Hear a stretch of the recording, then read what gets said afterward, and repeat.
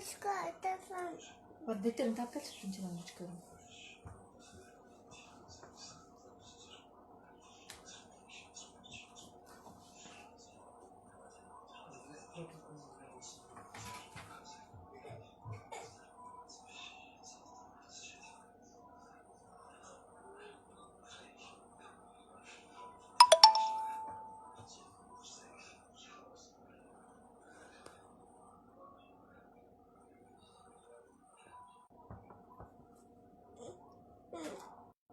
Таптыңбы күндөлүң гана? Жерде жатпады эле жаңы. Taptı. Kundu. Күндөлүң жаңы жерде жатпады эле, алып кел ошо күндөлүңдү. Күндөлүңдү алып келсең, жаңы эле жерден көргөн.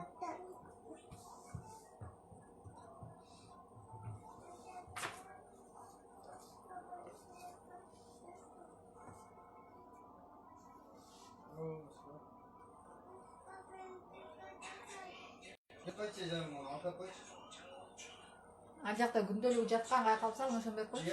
Күндөлүгүн берип койчу. Alып берip koyç. Şimdi zaten sayılı alsızlar da tanıdık kaç ay. Niye kaçtı?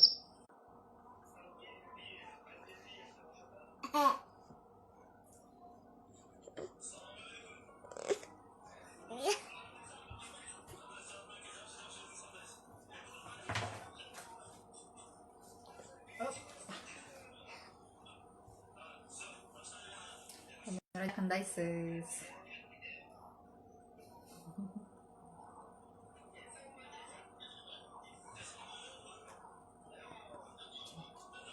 Бурала. Насıl bu?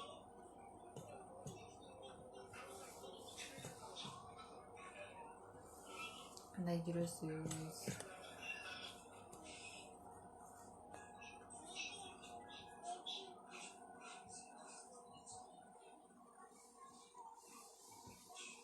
Мен баштай берейин, а?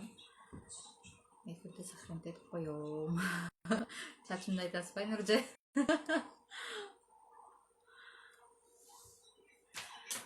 Бүгүн сонун, вообще сонун эфир болду, сонун эфир көрдүм.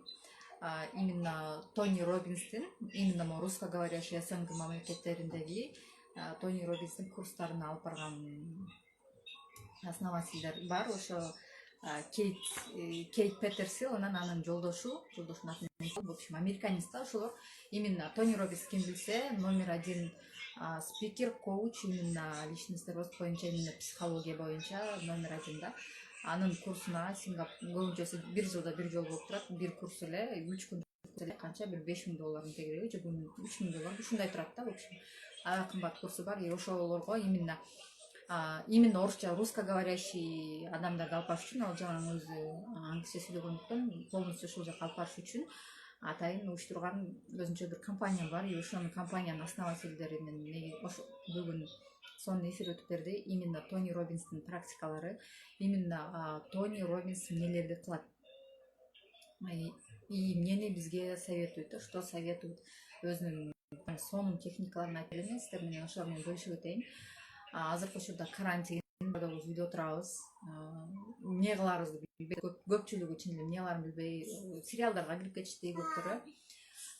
Корейский сериал, турецкий сериал прям катары менен күнү-түн отуруп көрүп атышат да. Бытовой баягы эле бүтпөгөн оокат, үйдө отуруп оокат кылмай, үй жыйнамай, тамак жасамай, 24/7 баардыгыбыз бир жакта болуп үйдө отуруп, некоторые прям с ума сходят да, эмне кыларын билбей. Потому что постоянно жашоого движение, постоянно бир жылыштоо болуп, кыймылдоо болуп көнүп калышкан да, ошол жашоого көнүп алгандарга кыйын болуп атат. В том числе эмне дебейинби. Үйдө отурбай калгам, акыркы бир ай, акыркы айда такыр үйдө отурбай калгам. Азыр үйдө отуруп калдым, и ушул убакытта мен эмне кылып атам? Азыркы учурда мен обучение кылып атам, онлайн обучение. Көпчүлүгү бекер. Билесиздер, азыр бизде инфобизнес аябай өнүккөн, инфобизнес кайсыл жакта болбосун, любой жакта ар ким өзүнүн навыктарын, бир нерселерин сатып эле отурушат да, сатып ошонун акча тапып отурушат да. Аябай популярный болуп кетти инфобизнес, действительно. Аябай көптөгөн акчаны табышат инфобизнестен. И, конечно, биринчи, экинчи сабактары, либо вебинарларды көп өтүп беришет, бекер өтүп беришет да. Бекер эле как бы өзүлөрүн реклама кылып, какой-то бир теманы раскрывать этип өтүп беришет. Мен көпчүлүгү ошондой вебинарларга катышам. Но катышканда тандап качам да мага жаккан спикер. Мисалы инстаграмдан окуйм, рассылкалардан окуйм. Мисалы аларга кайдан мен каттала алам, кантип таба алам. Мисалы көпчүлүгү менен сурашат да, ошондой курстардын баарын кайдан таба аласың дейт да. Инстаграмга киргенде көбүнчө силер эмнени издейсиңер? Чокодан. Видео көргөн издейсиңер. Чокодан. Чу. Иә. Чокодан. Чокодан чу. Үй. Бутатат. Burada отабы? Ноутбуктанбы? Ноутбуктанбы? Бар. Көбүнчөсү силер эмне издесеңер, Инстаграмдын эмеси лентасы умный да, силерге ошо керектүү информацияны чыгара берет да. Мисалы жалаң эле видео көрүп отурсаңар, жалаң эле өрт чөчүлөргө катталып алып, ошолорду угуп отурсаңар, ошолордун постторун карап отурсаңар, алардын жашоосун карап отурсаңар, значит силерге жалаң ошондойлор чыга берет да. И если силер именно билесиздер, азыр Инстаграмда дагы чоң площадка, прям миллиондогон акчалар табылат Инстаграмдан. Сонун пайдалуу аккаунттар тапсаңыздар болот. Именно личностный рост боюнча кимдин курсу бар, кимдин неси бар, азыркы көбүнчө блогердин на каждом шагу блогерлердин аябай чоң аудиториясы блогерлердин сөзсүз түрдө инфобизнеси бар, то есть курстары бар да, онлайн курстар бар. Ошол жакта постоянно эмне болуп турат, вебинарлар өтүп турат бекер, чтобы в дальнейшем ошо вебинардын негизинде платныйга сатыш үчүн да. И мен көбүнчөсү ошолорду издейм, и получается мага Эльбиржа кандайсыз получается, мага көбүнчөсү таргет билесиздер, Инстаграмда таргет деген бар, реклама чыга берет ба? Экинин бири эле азыр сторис көрүп атсаң, биринчи бирөөнүн сторисин көрсөтүп, анан реклама, кийинки адам сторисин көрөсүң, кайра реклама, ушундай болуп калды го. Ошол жактан көп чыгат да мага именно личностный рост боюнча. Мен потому что поисттен жалаң ошондойлорду издеймин да, жалаң ошолорду көрөм. И то есть окружениеңер эмне болсо, Инстаграмда силер эмнени көрсөң, Инстаграм силерге ошону чыгара берет, ошол информацияны чыгара берет да. Мен ошондой курстарды, вебинарларды көп таба алам. Сөзсүз түрдө подписка болуп коем, рассылкаларына подписка болуп коем, и ошол жактан вебинарлары келет. Мынчасында мындай вебинар болот деп анан по возможности көрөм, бирок подряд көрөрмүн. Башында подряд катталып көрөрчү элем, азыр антип көрбөйм. Кандайсыз? По возможности көрөм да, и бүгүн сонун бир вебинар болду, именно азыркы карантин учуру боюнча, азыркы ситуация боюнча. Бир жумалык именно Тони Роббинстин тоже техникалары боюнча, именно ошо и Тони Роббинстин встречаларын өткөргөн основательдер менен сонун бир жумалык курс болгон, ага да катышкам, ал болгону 100 сом болгон. Элестетиңиздер, 100 сом это вообще өтө арзан да. Мисалы 100 сомду сиздер мындай чыгып эле магазинде пропустта турат, тил жактан бир жумалык обучение болгон. Тони Роббинстин техникалары дай полностью раскрывать этип берет теманы. Гүлзинеже кандайсыз, теманы раскрывать этип берет. И плюс ошол Тони Роббинстин, Айсыл кандайсың? Тони Роббинстин какой-то бир семинарынан какой-то бир отрывок алып, именно бир техниканы алып көрсөтүп берип, ошондой бир жумалык семинары болгон да. Ал боюнча дагы буюрса сөз четинен айтып беремин, аны бүт баарын конспекттелеп жазып алгам, өзүм колдонуп атам, вообще сонун. Бүгүнкүсү дагы 1,5 сааттык эфир болду, көрдүм. Тамак жасап чакты, как раз борсок бышырып чакты көрдүм окшойт. Сиздер дагы ошондой вебинарларды вообще колуңар тийбесе, тамак жасап атканда, оокат кылып атканда коюп алып көрөсүңүздөр болот да. Это вообще сонун да. Мен көбүнчө ошентип көрөм да. Конспекттегенге жетишпей калган көпчүлүк учурда. Но бүгүнкү техникалар өтө сонун болду. Мисалы, азыркы учурда бизде Кыргызстан боюнча, СНГ боюнча номер 1 спикер бул Асель Сыдыкова. Инстаграмда страничкасы бар, Асель Сыдыкова деп издесеңиздер болот. Миллион деген 3 айлык курсу бар, тоже именно личностный рост, психология боюнча. Ошол боюнча курсу бар. Мына ошонун акыркы постун окусам, ал айтып атат да, элде кризис болуп атат. Мисалы, именно жумушта иштеген адамдар, күнүгө акча таап иштеген адамдар азыркы учурда эмне болуп калды? Без питания, без эч нерсеси жок, продукту жок отуруп калды. Көпчүлүгүндө ошондой ситуация чынында. Бирок именно инфобизнесмендерде, онлайн бизнестен наоборот ал өнүгүп атат. Потому что элдин баары уже түшүнүп атат. Элдин баары обученияга басым жасап атат, өзүн өзү өнүктүрүүгө басым жасап атат. Ал айтып атат, жетишпей атабыз, түнкү саат 11-ге чейин иштеп атабыз, регистрация кылып атабыз, консультация кылып атабыз дейт да. Көрдүңүздөрбү? У кого как. Бирөөдө акча жок, экинчисинде наоборот бизнеси өнүгүп атат. Именно кризис учурунда өнүгүп атат да. Бул эмнеден? Көп бул деген установкалардан болот да. Мисалы, азыр кимдин онлайн бизнеси бар болсо, неважно, сетевой, интернет-магазин, жада бир нерсе сатсаңыздар, азыр какой-то сиздердин жумушуңуздарда сложность болуп атса, демек ал кризистен көз каранды эмес, ал сизден көз каранды да. ал сиздин мээңиздеги установка. Азыр элде акча жок, элдин баары акчасын паркка салып койду. Элде жумуш болбой атса кайдан үйдө отурса кайдан дегени менен башка адамдар ошол эле кризис учурунда миллиондогон акчаларды таап атышат. Мариям. Көрдүңүздөрбү? Установкалар кандай иштейт? Келиңиздер Тони Роббинстин практикалары менен бөлүшүп өтөйүн. Аябай сонун нерселерди, көп нерсесин еще жатташымча жаттап калдым. Ооба, я сохраню, буюрса постараюсь. Бияқта эки балам просто жүзү додот эки жагынан чыгып алып. Так, первое. На данный момент азыр баарыңыздар карантинде отурасыздар. Мына Москвада 30 апрелге чейин карантинди койду. Биздики канчасына чейин неизвестно, эч жака чыга албай калдык. И мурункудай беготня жок, ары чуркап, бери чуркап деген нерсе жок, баарыбыз үйдө калдык. И мы понимаем, да, азыр түшүнүп атабыз. Мариям, ашко күндөлүң алып кайтчы бар, күчкарым.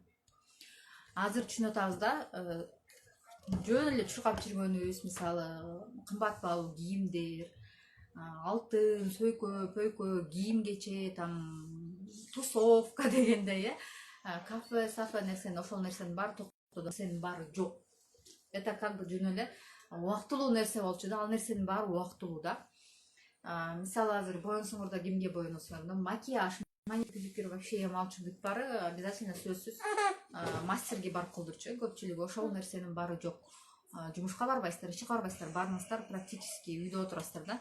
И теперь ручка барак алып алыңыздар, сөзсүз ручка барак менен отуруңуздар. Эмне дегенде, именно азыркы учурда сиздер үйдө отурасыздар, вы уже понимаете ценность сиздерге, действительно, что важно вам в данный момент. Именно сиздерге азыркы учурда эмне керек, эмне маанилүү, мына азыр түшүнөсүздөр да.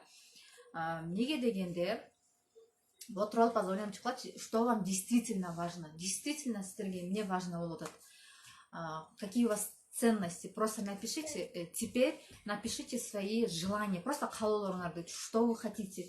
Неважно, реально это, нереально, там карантин, там тиңдей мындай деген нерсе вообще көңүл бурбай калат. Карантин это закончится бир күнү бүтөт турабы, акыры аягы өмүр бою карантинде отуруп калбайсыз да.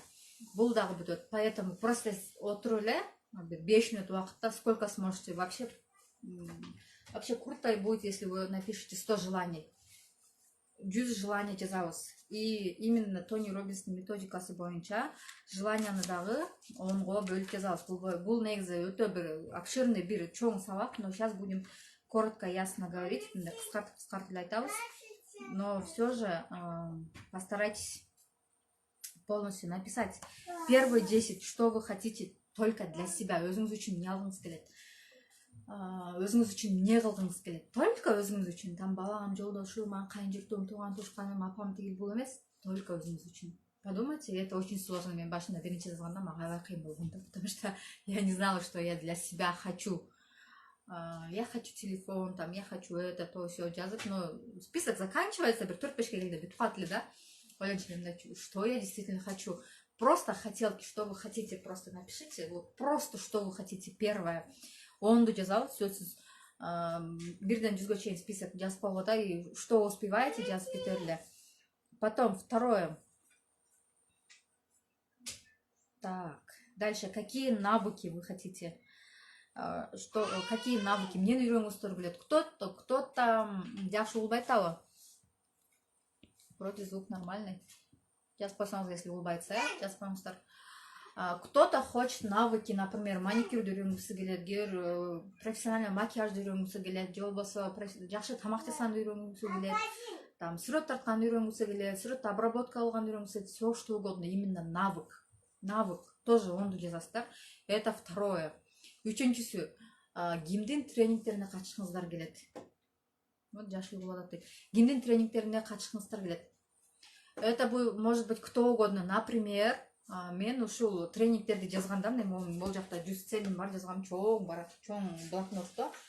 Бул жака прям мен 100 жазып чыккам полностью. Даже 108 болуп кетти да, меники 108 болуп кетти. Если вы это все знаете, если билсеңер дагы, все равно жазгыла, все равно обратно повторяйте. Повторение мать учения. Биз бир угабыз, эки угабыз унутуп калабыз. У меня то же самое.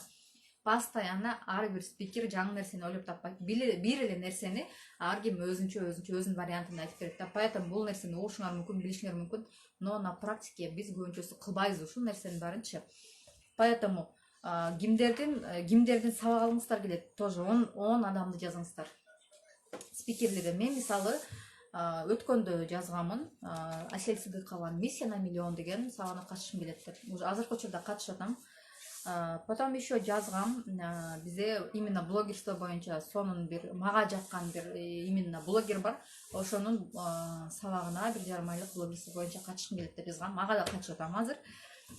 Тони Роббинске катышкым келет деп жазгам. Реально Тони Роббинс деп жазгам. Именно Тони Роббинсти встречаларын уюштургандардын сабактарына катышып, сонун информацияны алдым. И буюрса Тони Роббинс өзү калды да. Видите, это все работает. Просто то, что вы хотите, пишите. Так, андан кийин чоң покупкалар, что вы хотите купить? Там машина, квартира, үй, дача, чоң покупка тоже онду жазабыз. Может быть, холодильник, стиральная машина, посудомоечная машина, все что угодно. Прям и ал канча сом болот, и ал качан келет деп ойлонбойлу, просто пишем, просто жаза беребиз да. Хотелки, то, что мы хотим, да. Так, андан кийин кайсы мамлекеттерге баргыңар келет? 10 стран, как минимум 10 мамлекетти жазабыз.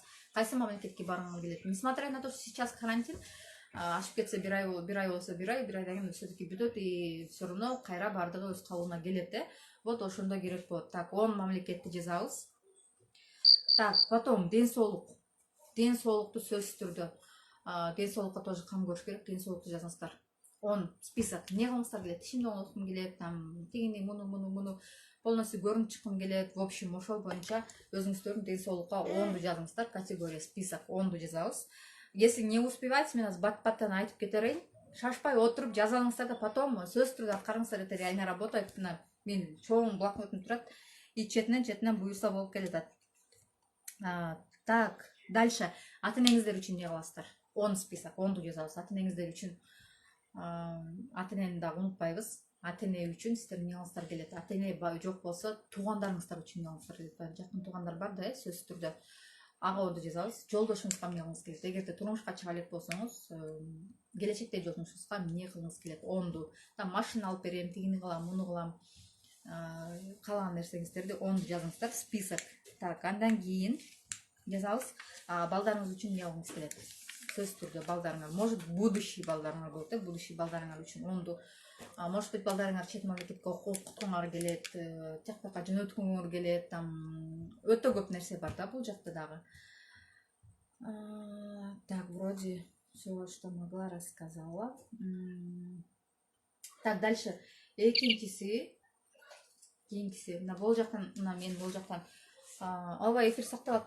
Жазган экенмин, тренинг Муктайга Арстанбек. Извиняюсь. Муктайга Арстанбектин тренингге баргам.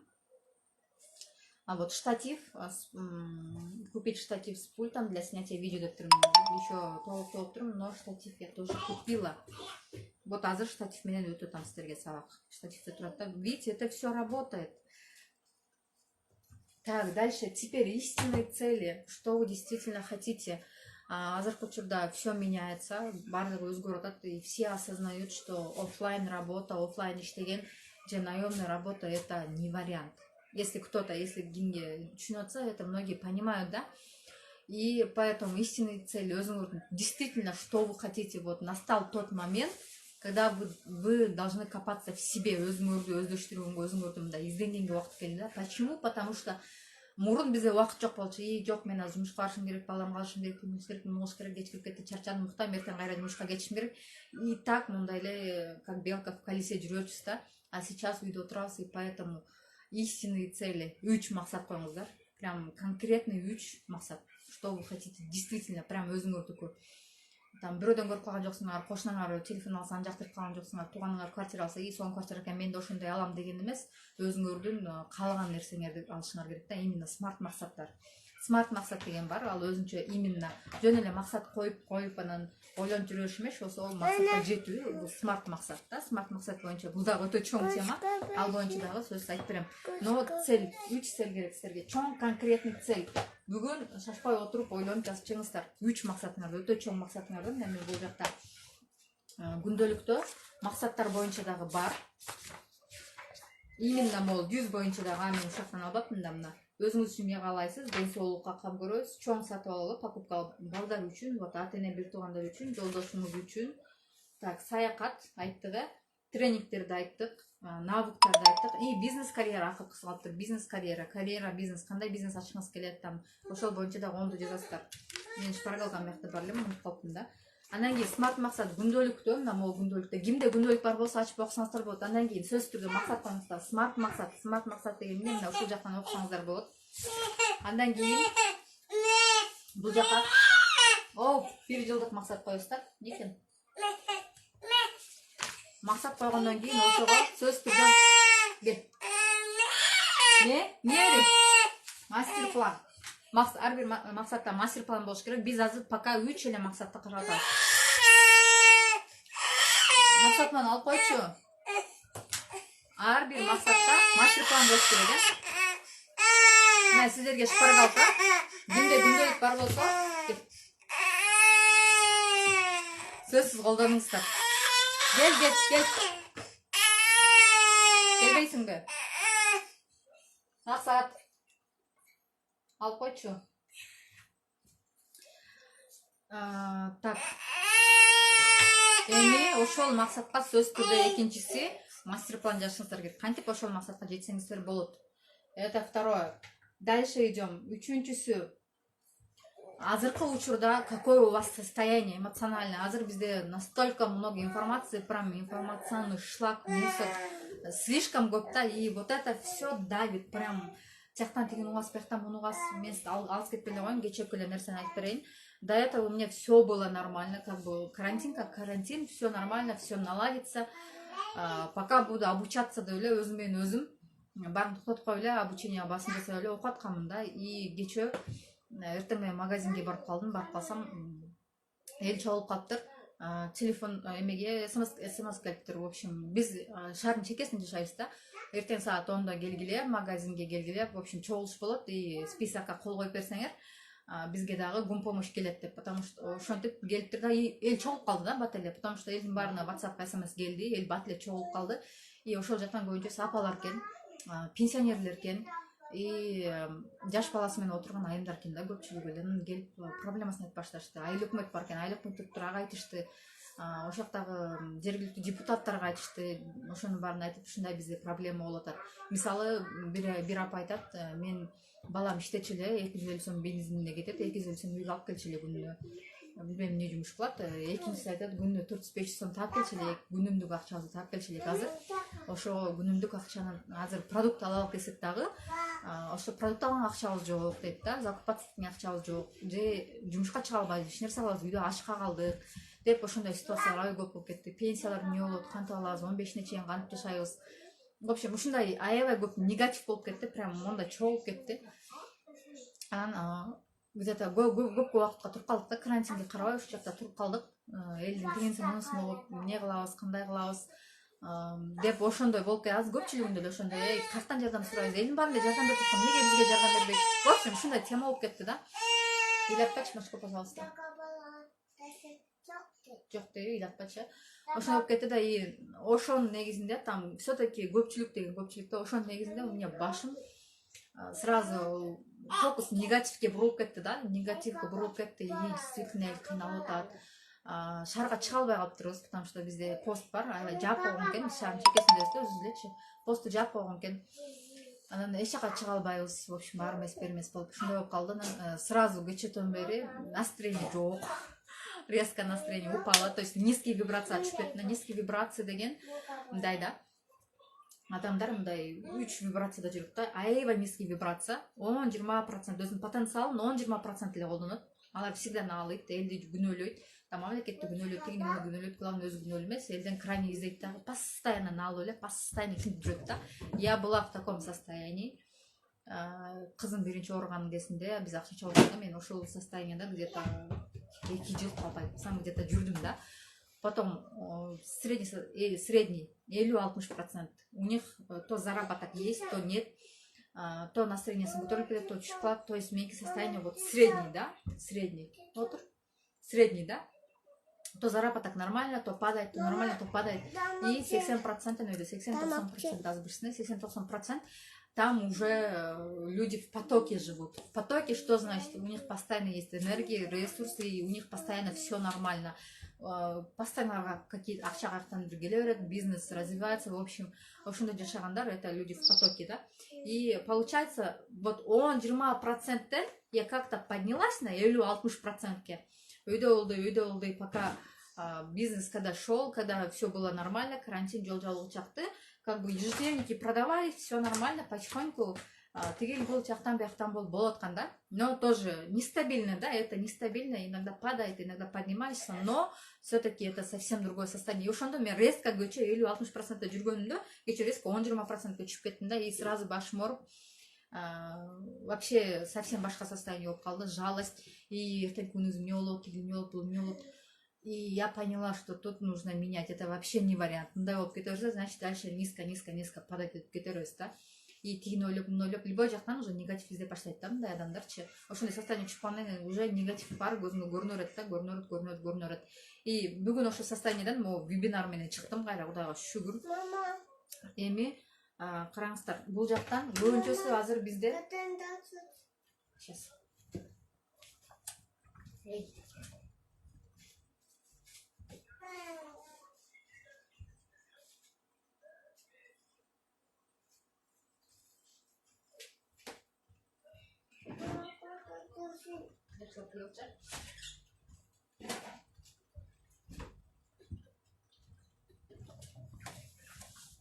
Так, все, вернулась. Азыр эмне болуп атат бизде ошондо? Бизде кандай состояние болуп атат? Азыр знаете, что у нас происходит?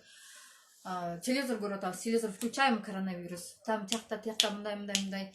Инстаграм открываем, там информация, там телеграмма, кайсы соцсетти ачпагыла, ким менен сүйлөшпөгүлө, баары эле ошол нерсе жөнүндө айтып атат да. И как бы мозг загружен, и мээге сиңип калды ошол нерсечи. Поэтому у нас получается вот так. И ушул состояниеден чыгыш үчүн теперь посмотрите, что вас отвлекает. Действительно, кайсы нерсе силердин энергияңарды алып коюп атат.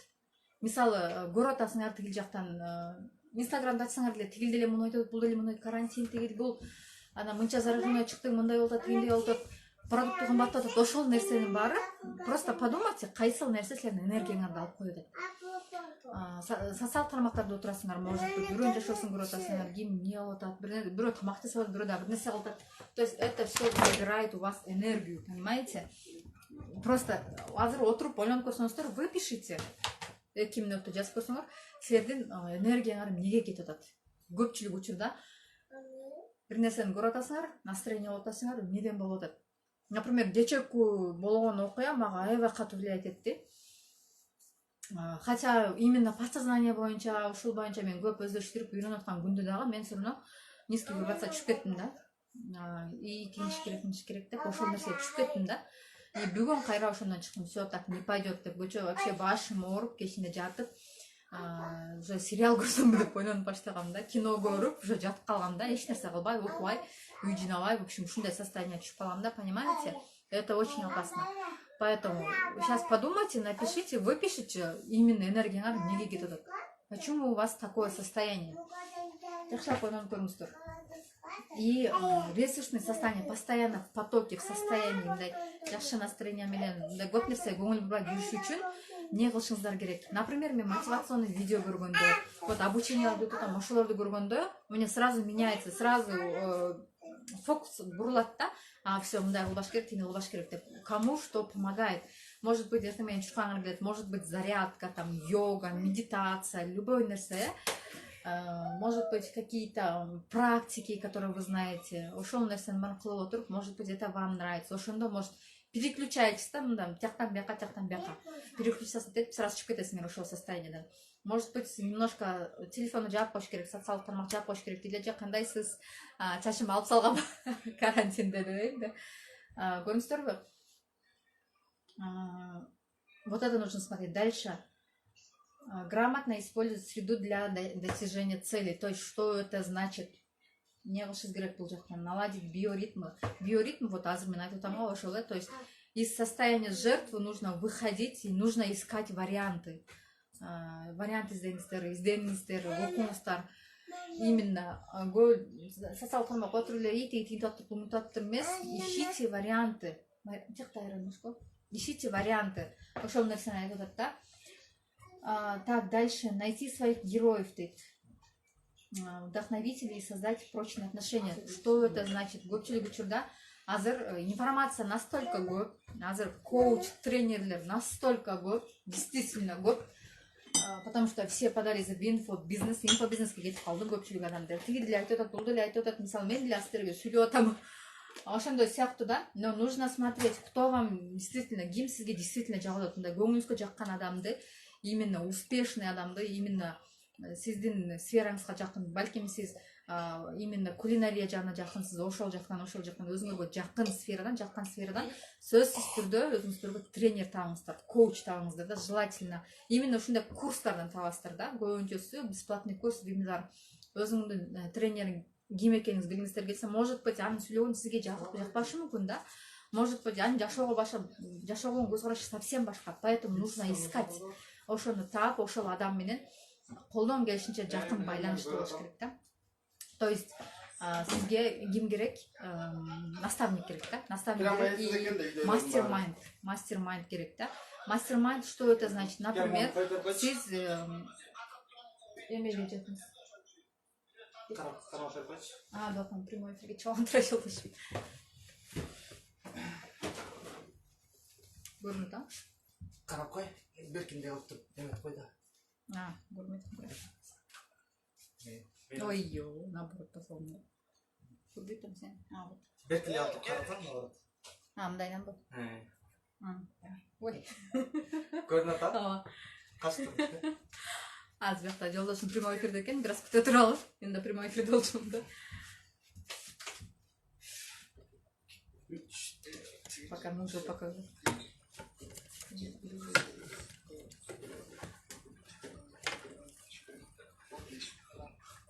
Машка.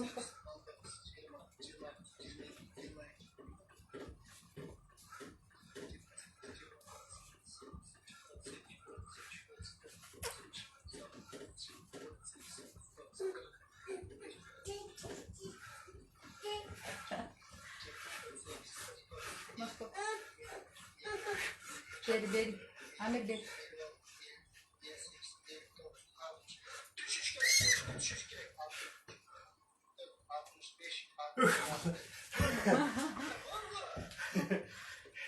Жана жаза болдум эле ошого отуп калдым. Жолдошум да прямойго кирип алыптыр. Так, ошо.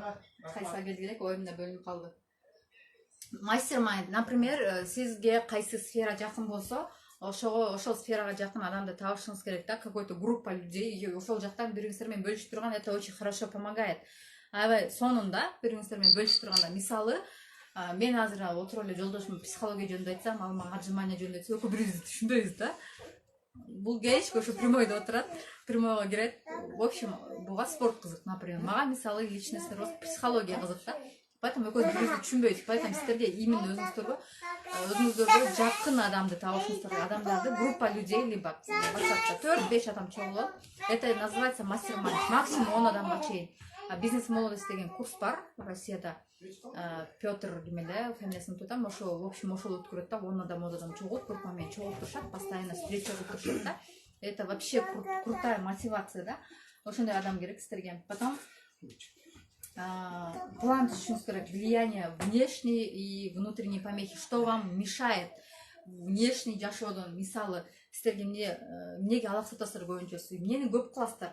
Пат-паттан эле телефон карай бересиз, там группалар толтура, чаттарды ача бересиздер, там келген видеолорду көрө бересиздерби? Может, пат-паттан Инстаграмда карай бересиздерби? Азыр көбүнчөсү эле блогерлерди как сериалдар көрүп калдык да, стористерден сериал алып, ошону көрө бересиздерби?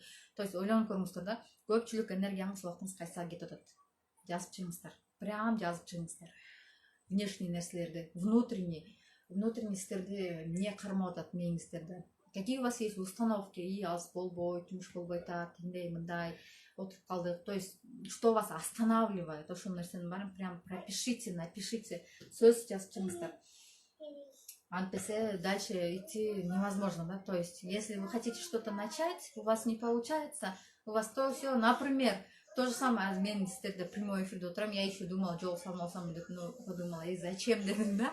Мне нравится, маған өзіме жағып мысалы, шашым алып қойған, мне вообще нравится, мне прям в кайф, да? Поэтому я так вышла. До этого я как-то именно ушынан қашып отқан, и было такое, что екі-үш күн сториске шыққанда дағы мен өзім көрсетпей қойдым, да, либо жол салып көрсетіп отырдым. Понимаете, это тоже мешает, прямой эфирге шыққанда тоже. Вот что мне помешало, я с этим проработала, и все нормально. Видите? Либо вот скажете, балдарым еще айтады, ой, балдарыма бошовой, там, иштеш керек тигил бу, ой, қолым бошовой балдарым, понимаете, это тоже. Ошол нерсени баарын выпишите, что вам мешает действительно, да? Ой, я там много чего сказала, поэтому эфир вам придется потом пересмотреть.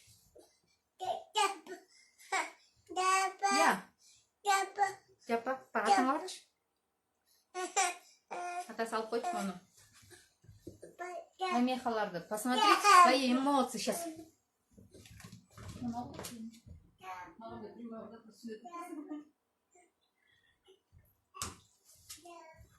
Это все надо выписать. Сөз түрде жазып шықпасаңдар, это вас не поможет. Например, мен не қыламын, көбінчесі залипаю, где я залипаю? В Инстаграме. Инстаграмға көп кіремін.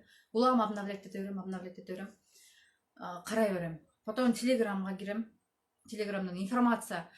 Азыркы учурда не болды, да, что у нас происходит, ошоны қарай беремін, сколько там еще случаев. Это тоже очень много энергии отнимает. Потом WhatsApp'тағы чаттарды қарай беремін. Кто что написал, бір сообщение келсе, группалар толтыра, группалар тоже қарай беремін. Это все отнимает энергию, понимаете? Дальше эффективно планировать свое время. Бұл жақта мен вообще соның фишка үйрендім, вообще инсайт болды маған действительно. Уақытты тура пайдалану, тайм-менеджмент, то есть тайм-менеджмент. Тайм-менеджментті үйренішіңіз керек. Инстаграмнан нет, пока все таппаймын. Иду к этому пока. Так, тайм-менеджмент керек. Например, қандай қылады екен, именно ошол встречаларды, Тони Роббинспен встречаларды уйыштырған, это семья, да?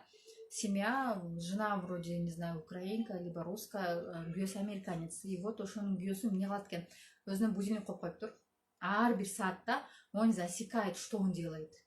Эртең саат 8 болду, например, да, если человек встает в 7 утра, саат 8 эмне болуп атат, будильник чырылдайт экен, и он смотрит, что он делает, там, может кто-то сериал смотрит, может кто-то там завтрак готовит, саат 9-да, 10-да, 11-да, и так каждый саат элестеткиле, ар бир саатта он засекает, что он делает.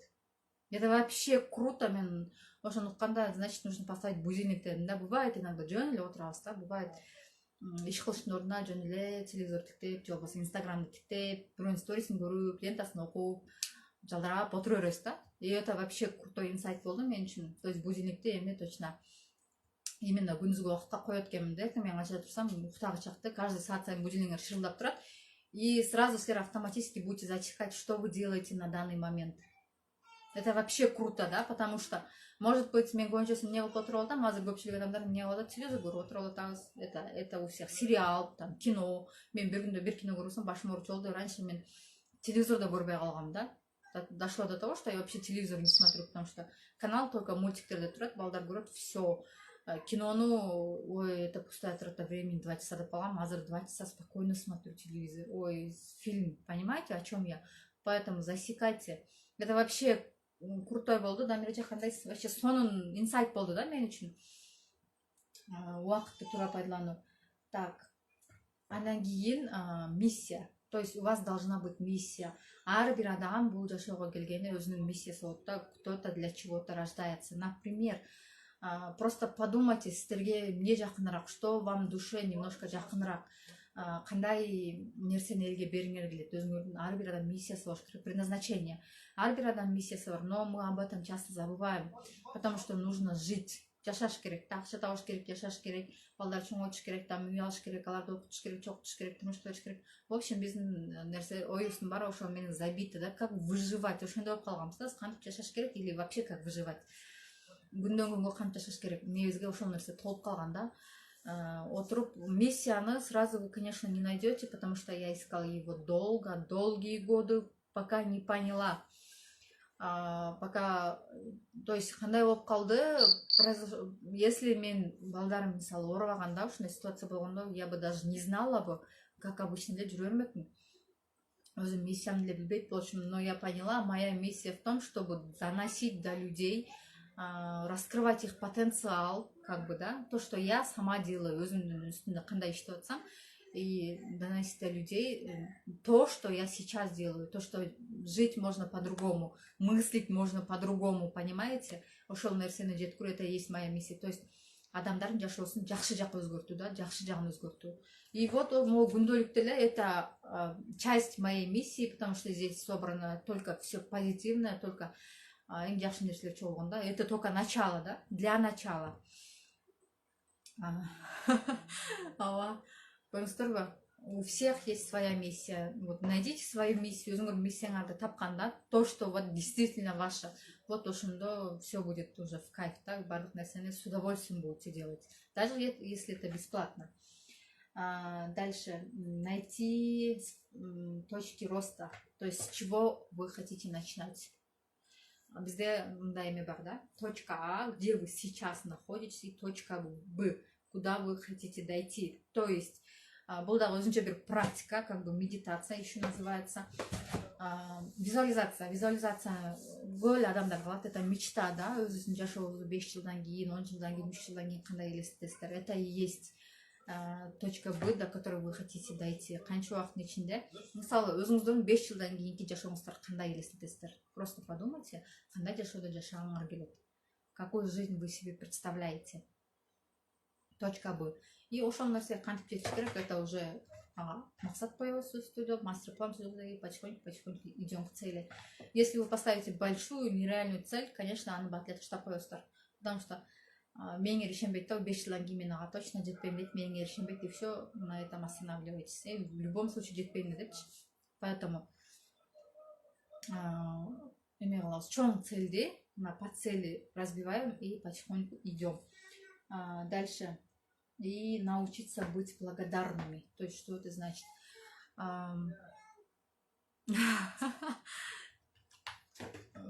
Көп эле шок кылдым окшойт. Разычылык дейт да, разычылык. Например, өзүмдүн историямды айтып берейин. Когда у меня случилось, вот именно кызым азыр уже 4-кө чыгып калды. 1 жаш 3 ай болгонда 4-кө кетип барат. Где-то 1-3 жылдан ашып калыптыр да. Ооруганын билдик, потому что нужна огромная сумма денег. Ушундай болуп, в общем, такая ситуация. Потом мы начали деньги собирать, акча чогултуп баштадык, элден чогултуп баштадык, элге кайрылып баштадык. Такая ситуация была, и ошондо ким айтып калды мага. Где-то я бир жерден угуп калдым да. Сен ушул нерсеге ыраазы болушуң керек. То есть Алла Таала өзүнүн пендесине көтөрө алган гана сыноон берет. Бардык нерсеге ыраазы болуп жашаш керек дегенде мен мынтип ойлогом, неге мен ыраазы болушум керек? Эгерде менин балам ооруп атса, мен акча чогултуп атсам, элден сурап атсам, там теңдейимде болсо, мен эмнеге ыраазы болбойм деп да. У меня было такое действительно. Мен азыр деле эл айтышы мүмкүн, мен жумуш жок калып калдым, мен не знаю, эртеңки күнү эмне болот билбейм, андан кийин жумушум болбой билбейм, же болбосо үйдө отурам, там балам кичинекей, эч нерсе кыла албайм, мен неме ыраазы болоюн деп айтышы мүмкүн, көп адамдар айтышы мүмкүн да. И азыркы учурда элдин бир 90-95% действительно жумушу жок отуруп калды. Только кто работает онлайнда отуруп иштегендерге эле жакшы болбосо, а так көпчүлүгү жумуш жок отуруп калды. И алардын баардыгы эмне алып атышат, баарын алып атышат, и tii болбой атат, бул болбой атат. Даже мындай сөз болду, каяктан бир жерден көрүп калдым окшойт. В общем, Инстаграмдан көрдүмбү, мамлекет ушундай кылып койду, все, биз жумуш жок отуруп калдык. То есть, видите, сразу бир күнөөлөгөн адамды табат да, это позиция жертвы деп коет. Я не виновата, мына ушундай болуп калды. То есть, бардык жактан минус издерин, это позиция жертвы. Бардык нерсеге благодарный болуш керек. Мен ошол жактан как минимум күнүнө негизи 21 жашаш керек, колдон келсе. Но күнүнкүсү күнү кайталанбаш керек, но минимум 10 жасаңыздар болот. Вот күндөлүктө, если вы тут болсоңуздар, мен күндө 10 благодарность сөзсүз түрдө жазам. Это у меня уже привычка. Күндөлүктө мен күндү толтурам, то, что я сделала. И сөзсүз түрдө 10 благодарность. Сөзсүз түрдө. Даже если я с утра до вечера үйдө жатсам деле, любой жактан, то есть плюс издеш керек да. Любой жактан өзүңүздөргө жакшы нерсени издеш керек. Айтат го, шүгүр келтиргиле деп. Шүгүрчүлүк келтирсеңер анда болот да. То есть подобное притягивает подобное. Силер эмнени ойлосоңор ошол нерсени чакыра бересиңер да. Жаман нерсени ойлосоңор, жаман нерсени чакыра бересиңер. Жакшы нерсени ойлосоңор, жакшы нерсени чакырасыңар. эмне үчүн бай адамдар байып кете берет, дальше кедей адамдар кедейгенден кедейип, дальше минуска вообще сызга отура берет. Вот в чем секрет. Вы как магнит.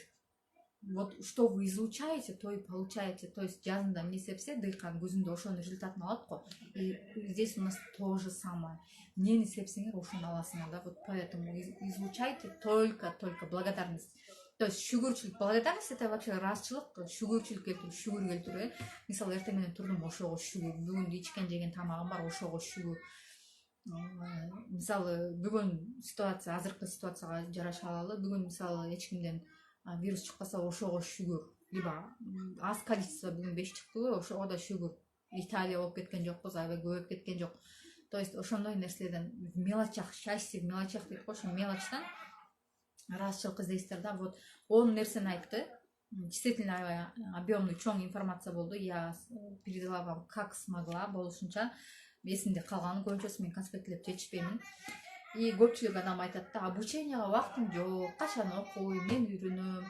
Мен мисалы көбүнчөсү тамак жасап, мен азыр тамак жасап атам, силерге прямой эфир кылам. И бүт сабактарымды көбүнчөсү отуруп алып окубайм да, мен вообще тамак жасап, үй жыйнап, бир нерсе кылып жүрүп окуйм, и поэтому көп нерсени жазып жетишпей калам дагы көбүнчөсү.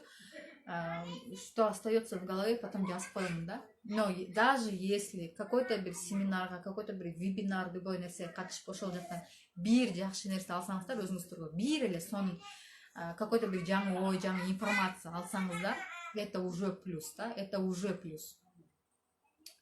Даже если канча миңдеген там кымбат семинарларда катышып барып алсаңар, катышып барып ошол жактан да бир эле нерсе алып чыксаңар, это уже большой огромный плюс, да, это уже опыт, да.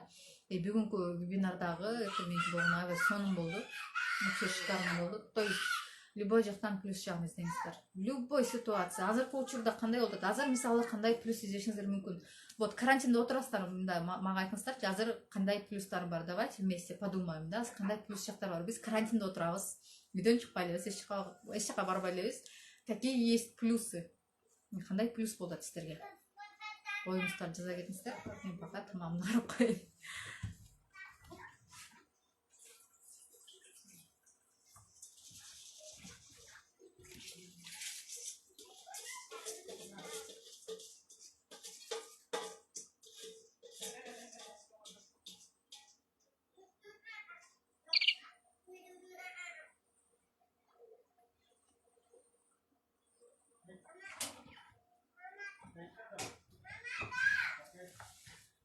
Кимде кандай жакшы нерселер болуп атат? Карантинде отурасыздар, эч жака чыкпай алдыңыздар.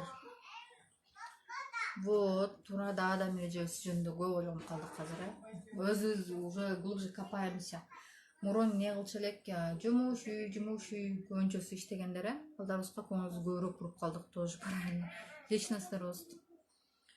Ооба, балдарга көбүнчө көңүл буруп атат. Это тоже потому, что мен последний месяц, вот китеп окуган тоже шикарно. Последний месяц вообще үйдө турбай калганбыз да, жолдошум дагы, мен дагы постоянно заказ, тияка жөнөтүш керек. Балдарды почти эртең менен кетебиз, кечинде келебиз, ушундай эле окугам да, кадимки элечи. Азыр 24 саат үйдөбүз, прям.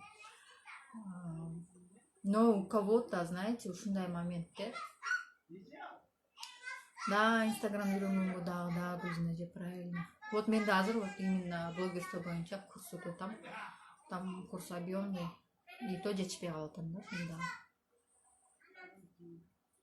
Видите, любой жактан плюс издеңиздер, да, даже если у меня получается неприятная ситуация, бир нерсе болуп кетсе да, мен ошондон да плюс издеймин, да, любой жактан. Да, үй бүлөмөн чогуу болуп калдык. Вообще сон. Вот Самаржан интенсивно катышаптыр. Вот намаз окуган, мен да буюрса, ниетим буюрса. Пока не готова, наверное. Видите, любой жактан плюс издесе болот. Любой ситуация, даже если это вообще, мен да мындай окуганда даже у нас мисалы шаар чекетинде турабыз да, шаарга жетиш үчүн биз постоянно только у нас только автобус едет, да, автобус эле кетет. И даже если автобуска мына жеттим дегенде жүрүп кетсе, либо бергилерде, либо шаарга чыгарды, ошол жактан мен плюс издеп калгам, да. Настолько нужно натренировать свой мозг, чтобы во всем искать плюсы, понимаете? Значит, бул автобус толуп кетти, значит, кийинкиси точно пустой келет. либо кийинки аптада азыр бат эле келет деп ошону ойлоп коем, и все это происходит. Мен ойлоп койдум, все это уже происходит. И өзүм келип өзүм таң калып шок болуп калдым да. И жолдошум жанымда жүрүп эле, эй көрдүңбү сен менин жүрсөм постоянно ушундай автобус кетип калат же тинтип калат мынтип калат дейт. Ой жөн турчу азыр бат эле келет и вообще пустой келет деп койсом 5 мүнөткө жетпей келип калат да. Это уже над этим просто нужно работать. Ушунун үстүндө иштеш керек экен, эмоциялардын үстүндө, именно өзүбүздүн подсознание боюнча көбүрөөк нужно немножко глубже копать, постоянно үйрөнүш керек экен. Например, мен азыр инстаграмда залипаю, но стористердин мен и вот чачым алган боюнча дагы эстафета сенден сага өттү деп да башташты да. Ой кимден өттү? Я даже не знаю. Мен көргөм качандыр бир качан көп болду. Нурлан Насиптин вот чачымды алдырдым, эстафетаны вам передаю деп там список. И то жанагы кимдин башка страничка, рабочий страничканын бирөөсүн ачып калып ошоктон көрүп калгам да. Ошо көрүп калып, Нурлан Насип чачын алган турбайбы депчи. Да, туура айтасыз деп түгүл. Вот, акча.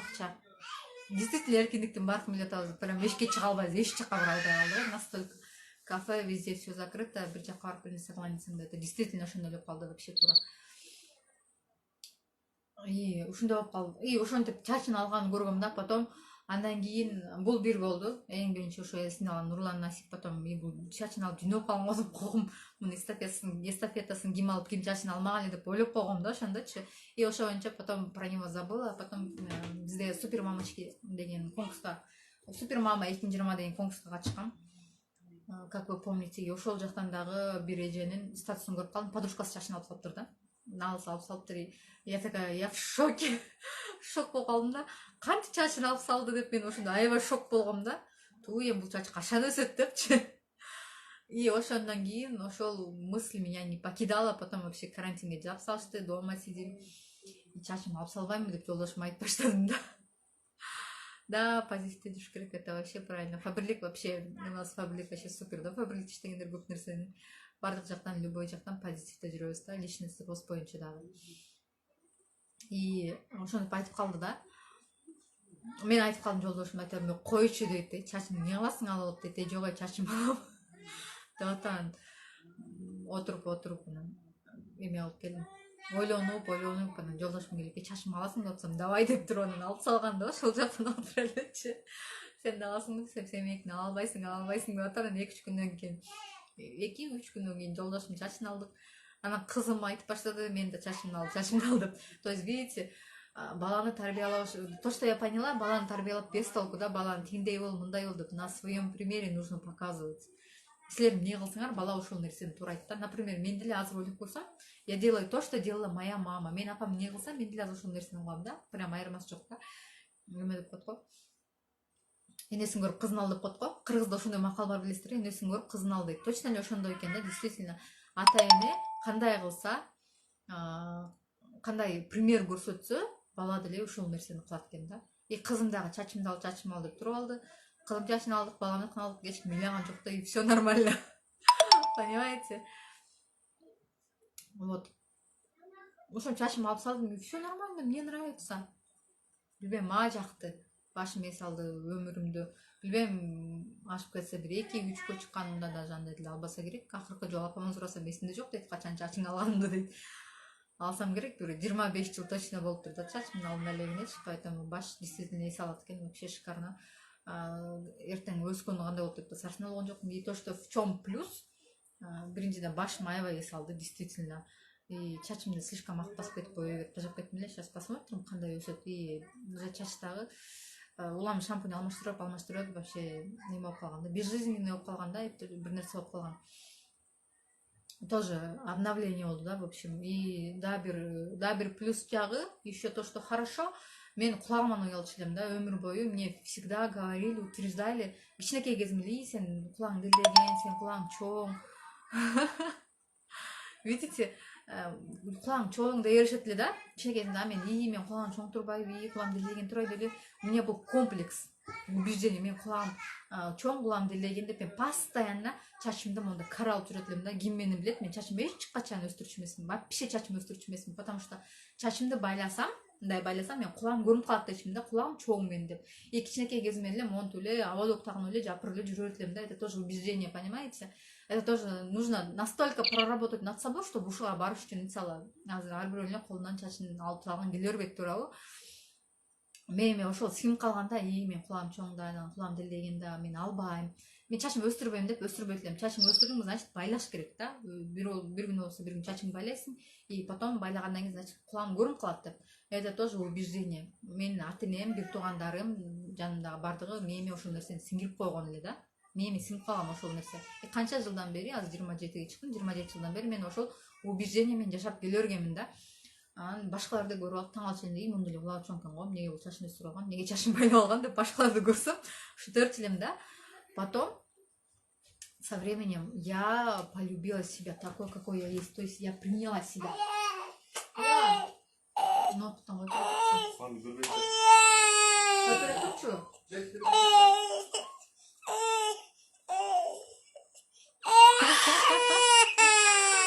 видите, потом... То есть, если бы я себя не принимала, если бы я себя не любила, өзүмдү жакшы көрбөгөндө, ушунчалык өзүмө уверена болгондо мен чачым албайт болчумун. Мен өмүр бою ошентип чачымды постоянно карай кылып, кулагымды жапырып жүрө берет элем. Но я на это решилась, понимаете? Я просто полюбила себя такой, какая я есть. Мисалы, мен азыр өзүмө аябай жагып атам. И вам тоже нормально, тура. Мен пока кулагымды айтмайынча, силерге көңүл эле бурган жоксуңар. Ну, посмотрели, и все. Вот признавайтесь, чынын айтсаңар, көңүл эле бурган жоксуңар. Чачымды көрдүңөрсө, чачын алып салыптыр деп шок болдуңар. Все. Пока мен кулагымды өзүм айтмайынча, силерге көңүл бурган жоксуңар. Понимаете? Вот в чем дело. И мен азыр башында эшикке чыкканда жол салып чыгатмын. Азыр потому что бир кородо 3 семья жашайбыз. Биягыбыз көрүнөт, жагыбыз көрүнөт. Эме сетка менен туралган да. И кошуналар көрсөм эмне болот деп элем. Азыр это нормально. Азыр прямой эфирде отурам. Потихоньку сториске чыгып баштадым. И нормально. Даже чачымда прямой эфирден башында 40 прямой эфирге чыгып койгонмун да, понимаете? Это настолько нужно себя принимать, настолько нужно себя любить, чтобы себя принимать. Если бы мне было сейчас некомфортно болгондо мен вообще оронолуп отурат элем да, жол салынып. Но эшикке чыкканда сөзсүз түрдө, конечно, мындай чыкпайм, элдин жүрөгү чүрбөйүн деп. Это я-то себя люблю, а другие не поймут, вообще айнып калган го дейт да. Всякое бывает. Поэтому эшикке чыкканда жол салынып чыгып атам. И эмнеге мен чачым алдырдым? Вообще истинная цель, прям конкретная цель, то, что мен жолук салынгым келет да. Прям узун кийип, там юбка кийип оронбой эмес, просто жолук салынгым келет да. И ошол нерсеге я как бы чечим чыгара албай жүргөм да, ошол нерсеге жете албай жүргөм. И вот азыр эшикке чыкканда сөзсүз түрдө жол салып чыгам да. Понимаете? Истинная цель вообще глубоко, если копаться, истинная цель ошол да.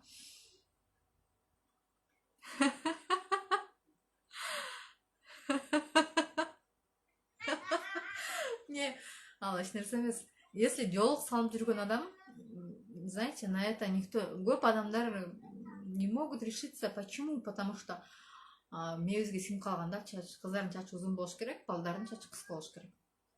Ну это да, это всегда так, это красиво, да. Менден мурун бир блогер бар, ошол блогерди таппай калдым. Именно чачын постоянно ушундай алып салган үчүн мен отписалась да, ошо подписка болуп койдум, анан чачын көрүп алып отписка болуп кеткенмин да. Ошону таппай жүрөм азыр, ошо блогерди чач эстей албай жүрөм, ошо ким экенин. И көбүнчө сурады да, сен чачыңды ким алды? Жолдошуң шок болдубу көргөндө депчи. Жолдошум алды десем, андан да шок болушту да. Жолдошум шок болуп калса керек, жүрөгү учуп калса керек деп эле түшүнүшөт да. Почему? Почему шок болушу керек? Если я себя принимаю такой, какая я есть, значит, и он меня примет, понимаете? Если силер өзүңөрдү жактырбасаңар, если у вас что-то не нравится, өзүңөр комплексовать этсеңер, и люди вокруг ошол нерсени чувствовать этет, они будут чувствовать и тоже будут именно ошол нерсе көңүл бурат да. Вот именно конкретно ошол нерсе көңүл бурат. Поэтому мен чачым жолдошум алды, и все нормально, он ошондой эле отношения эч нерсе өзгөрүп кеткен жок, понимаете? Как было, так и осталось. И то же самое кызымды деле я бы могла сказать: ой, жок, чачыңды алсаң эркек бала окшоп каласың, тиндей мындай.